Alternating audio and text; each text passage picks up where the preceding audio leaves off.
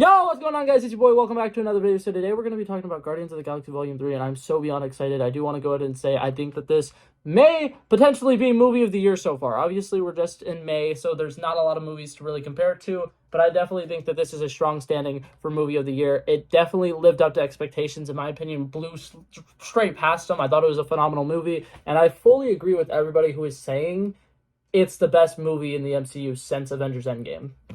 Modern Movie Review. Okay, so right off the bat, before I get too far into it, I do want to go ahead and say, spoiler warning for anybody who hasn't seen the movie, I am incredibly excited about the movie, and it made me incredibly happy, and it is hard for me to talk about things that make me happy without some spoilers slipping through the cracks. There are definitely going to be, like, hard spoilers in this, so if you haven't seen the movie, click off the video, and maybe you can come back and watch it later. But that being said, you guys have been warned, we're going to get right into it now. So, right off the bat, I want to go ahead and say the most disappointing thing about the movie, because overall, I think that the movie was excellent, pretty much damn near perfect. I kind of think that they did a really good job of almost every scene seems 100% necessary, and there's no decisions in this movie that, like, a character makes or like the villain does or anything like that that seems unnecessary. Everything about this movie seems 100% perfect, and the only like small little critique that I have for it is the fact that the Barbie trailer didn't play before the movie. I was really bummed out. That's the only reason I go to the theaters is to see trailers for the Barbie movie. I'm kidding, by the way. But there was an Oppenheimer trailer. So if those of you guys who are not entirely sure if you're going to go watch this in theaters, go watch it in goddamn theaters, please, for the love of God.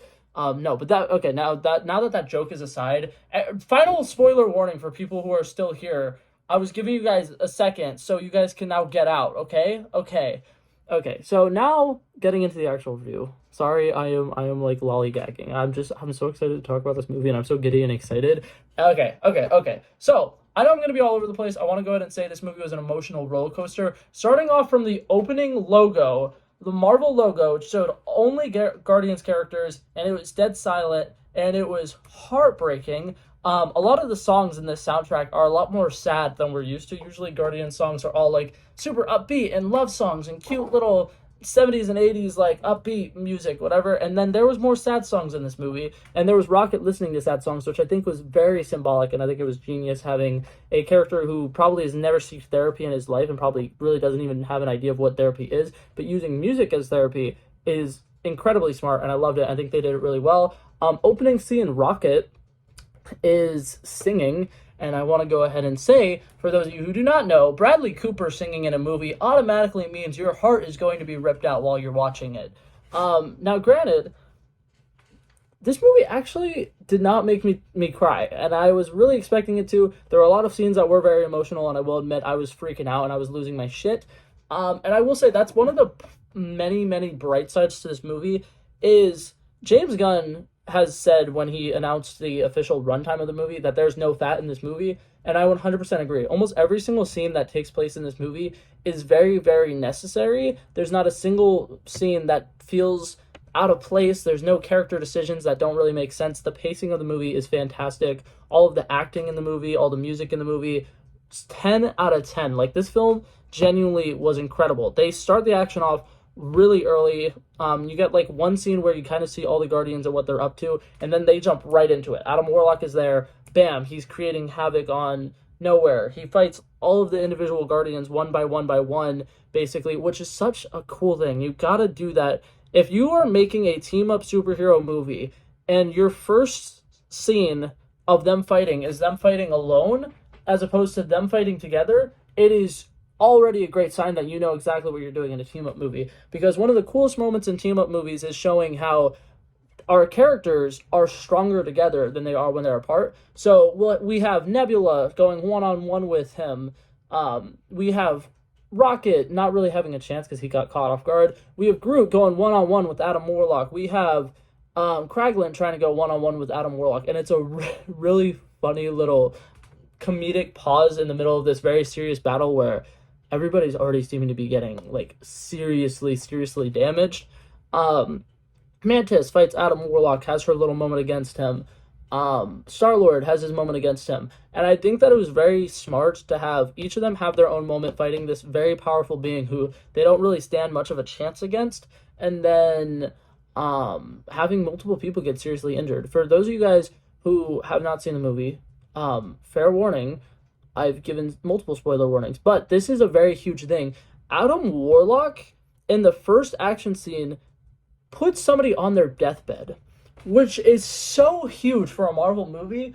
In Infinity War, we watched Thanos kill Heimdall and kill Loki at the beginning of the movie, right? But we've never seen any fight in the first 30 minutes of a Marvel movie that has had this much of an impact, and I think that it was huge. I think it was smart that James Gunn did that. It showed the stakes of the movie right off the bat. It showed that anything could happen to any character at any given time, and you need to be ready for anything.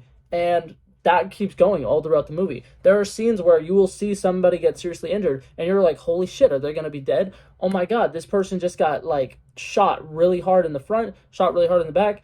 I'm pretty sure this guy just fucking died. And it's very, very emotional all throughout the entire movie, and it was really good. I do kind of want to go ahead and now talk about some, like, standout characters. Overall, I think that every single character really has their moments to shine, but I do want to go ahead and talk about Star-Lord. Star-Lord and Drax have one specific thing in common that I kind of want to talk about. Something that I love about James Gunn and the Guardians of the Galaxy trilogy is its own standalone thing. Like, yes, they were in Infinity War, yes, they were in Endgame, yes, they were in Thor Love and Thunder for all about 12 seconds, but you don't need to watch any of those movies to understand the characters' journeys throughout the 3 films, which is so important. And something else that I love about it is some of the character decisions that they make during those 2 movies get addressed here, and they get kind of redemption for it. Quill owns up to the fact that it's kind of his fault that half of the population got dusted in Infinity War, and I think that that's huge. He's a very mature person. When we first meet him, he's getting drunk every single night, but you can tell with his interactions with Groot when they're in the battlefield that he's still a leader. He's still himself. He's very strong. He's very powerful and confident in himself, and I really like that. I feel like they really did a good job sticking to who Peter Quill is. He's a charismatic thief, right? Above all, he was just a petty thief growing up, and that's what he does. He's a robber. He's not necessarily like a flashy superhero. He's more of a diamond in the rough, kind of think like Aladdin, right? Very, very cool character. I think that everything that they do with him in this movie works so well, and I also love the fact that they show how he's so innovative. Like, something that I love about Chris Pratt's performance in these movies is it kind of reminds me a lot of improv. Like, you can kind of tell, like, he's coming up with these plans as they go along. He's a very smart person. He's very innovative. He's very quick on his feet. He knows how to manipulate people because he's a friendly, charismatic human being. And I think that if you had anybody who wasn't Chris Pratt playing this character, I don't think it would work as well. I think Chris Pratt did phenomenal in this movie. I think Bradley Cooper did phenomenal in this movie. Karen Gillan, Zoe Saldana, literally all the actors and actresses absolutely acted their hearts out, and you can see it in the movie. Something that I don't think a lot of people on the internet are giving credit to, the fucking villain. If I knew how to pronounce the actor's name, I'm gonna put it up on the screen. I can't pronounce that. He fucking killed it. He was so good. And something that I want to talk about specifically with that villain, I love that James Gunn did a Marvel villain that is very similar to other Marvel villains that we've seen, but he gets right the one thing that most Marvel directors can't do, which is making an evil villain who is literally just a bad guy and actually making him interesting and worth watching. Some problems that Marvel movies have and have had for forever is they have characters like Hela, where she's evil. Why is she evil? Because she's evil. Thor, The Dark World, I'm just going to keep picking on the Thor villains. He's evil. Why is he evil? Because he's evil. Darren Cross in the first Ant-Man movie. I love him to death. A lot of people don't. He's a villain. Why is he evil? Because he's evil. Like, yes, they have a little bit of a darker meaning, but for the most part, they're characters who are evil just for the sake of being evil. And for the most part, that is exactly right up the alley of the High Evolutionary. He is doing shitty things. Why? Because he's a shitty person. He only cares about himself. He's self-centered. He thinks of himself as a god, and it works so fucking well. He's not trying to, like, reason with people. He's not trying to be sympathetic. They don't do anything to try to portray him in a symbolic light. Like, he's not like Killmonger, where you can see where he's coming from. He's not like Zemo in that sense where it's like he has some sense of regrets or whatever. There's not like anything personal with him. He just is absolutely pissed that one of his creations got away and is smarter than him. He's incompetent. He's jealous. He is literally such a like toxic masculine figure, and I love it because all of the Guardians have daddy issues. That's like such a big part of the movie franchise is that all the villains have daddy issues, and then you have this guy who is another toxic father figure, and I just absolutely love it. Another thing that I want to talk about that James Gunn does really fucking well, in almost every single movie that he has made for the Guardians, right?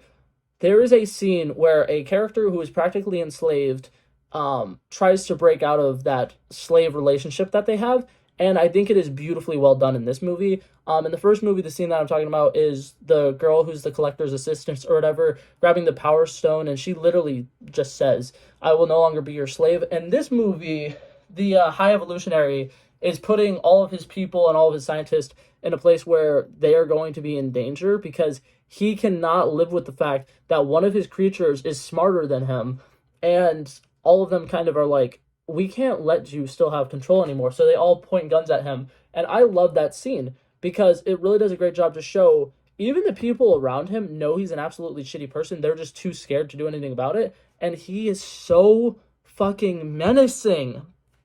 The villain was so solid. I'm not gonna lie. I think when it comes to Marvel villains, I think I obviously need to rewatch the movie before I can make like any final decisions on any forms of ranking or anything like that. But I definitely think he has potential to be one of the top 5 Marvel villains. If you watch this movie and you really pay attention to that villain's acting, you can watch him slowly get unhinged as the movie goes on, and you literally watch him lose his shit over and over and over and over again. And there's just small little things that set him off. And it is so good. And the actor who plays it does such a great job. I cannot stress enough. The Higher Evolutionary was phenomenal. Other things that I want to talk about. Mantis in this movie, amazing. Pom Clementine did absolutely amazing in this. She was absolutely adorable. I like that they show her empathy and how the team morale really affects her a lot more than it affects some of the other people. Because altogether, they're kind of like a family. They're arguing with each other. They're having issues back and forth. But there is a scene where Drax, Nebula, and Mantis are on a plane or whatever, and their plan just kind of failed, and they're kind of arguing with each other because, oh, it's Drax's fault because he's an idiot, or it's your fault because you were supposed to do this thing. And what's it called? Nebula and Mantis get in this giant argument, and Mantis is defending Drax or whatever, and Mantis and Nebula just go at it so hard. And this entire scene, I think, is absolutely amazing. I think it's acted to perfection. But Mantis says this line, and I absolutely love it. She's just like, yes, I'm standing up for Drax because he is the only one here who doesn't hate himself. And she mentioned something about how he's the only one who's genuinely happy, and that's why she likes being around him. And it's like, you kind of got to realize, she brings up a great point. All of the Guardians are broken emotionally, and they have so many traumatic issues. And she, being an empath, she automatically feels the, like, emotions that the people around them are feeling. So that kind of like brought so much light to the fact that her and Drax are like kind of best friends, and it makes sense now. Like, I don't know, I love that, and I thought it was really great. And like I said, the acting in that scene was phenomenal. The acting in the entire movie was great, and I absolutely love it. Another thing that I liked about this movie is it was very grounded. There was like, what's it called? Instead of there being like a bunch of storylines, like Guardians of the Galaxy Volume 2, if you rewatch it, sometimes it can kind of get like clustered with how much stuff is going on. But this one, they do a good job where we're just following the Guardians the entire time, and then the cutaways are flashback scenes that are Rocket, which was great. One of my only critiques really for this movie, like one of the only bad sides that I had about this movie, was the fact that we don't see like current Rocket in it as much as we should. But in my opinion, I think it actually works out perfectly fine. I just kind of wish that the third act was a little bit longer with him in it.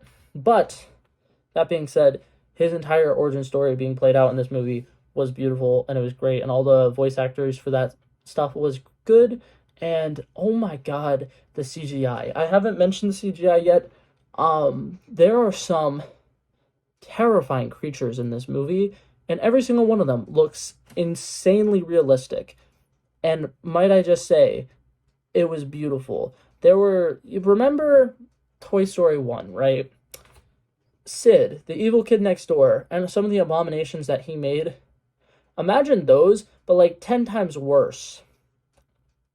Those monsters are in this movie, and it is terrifying, and I loved it. It was great. It was fantastic. I'm not gonna lie, James Gunn did phenomenal with this movie. I am like so dumbfounded. Like, I could probably talk about this movie for genuinely another hour.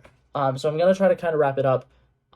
There's just a couple last things that I wanted to talk about. I appreciate the fact that Gamora and Star-Lord did not get back together by the end of the movie. I know a lot of people wanted that. I'm so glad they didn't do it, because this Gamora and that Gamora were kind of on different paths when it happened, and I think that a big part of them falling in love was part of the just like circumstance of them going through certain like really life altering things together. And I feel like they wouldn't have fallen in love if it wasn't for their connection of being willing to die for what's it called, killing Ronan in the first movie, and the scene where they grab the Power Stone and they all link up with that. I feel like that is such a big important part of their romance, and if they were to have fallen in love in this movie, I feel like it would have felt cheap and would have felt forced. So I appreciate James Gunn for not having them get together by the end of the movie, because I would have hated that.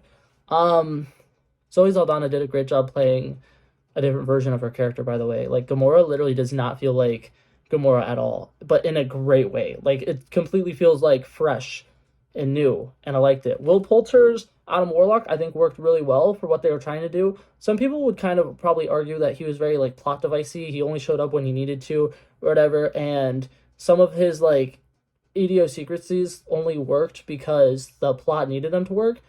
I think it was perfect. I think it was great. I think that it was such a good introduction to the character, and they literally addressed the one problem with his character in the movie, which is, like, literally, after you heard that line, you guys should have just been like, okay, and accepted the fact that that's what was happening.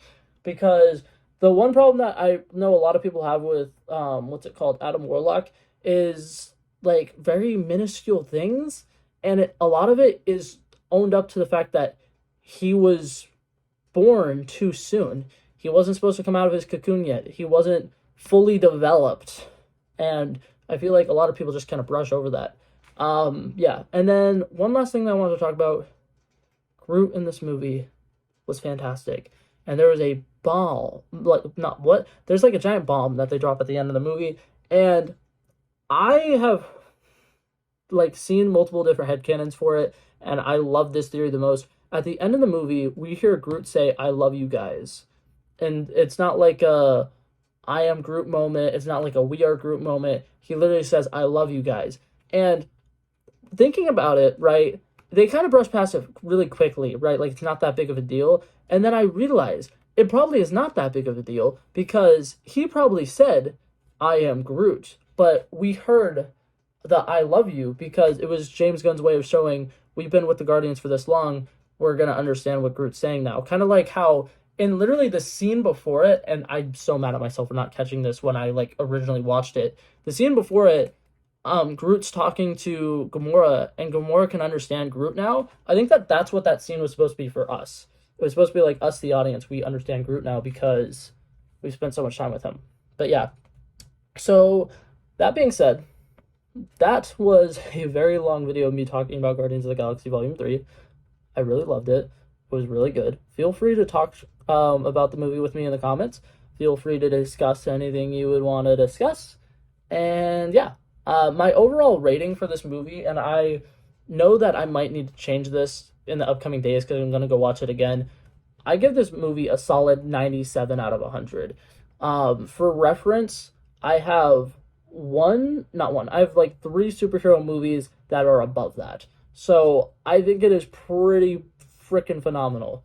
But yeah, so that's it for this video, guys. Hopefully you guys enjoyed it. And I will see you guys in the next one, hopefully. Peace out. Bow. Bow. Bow.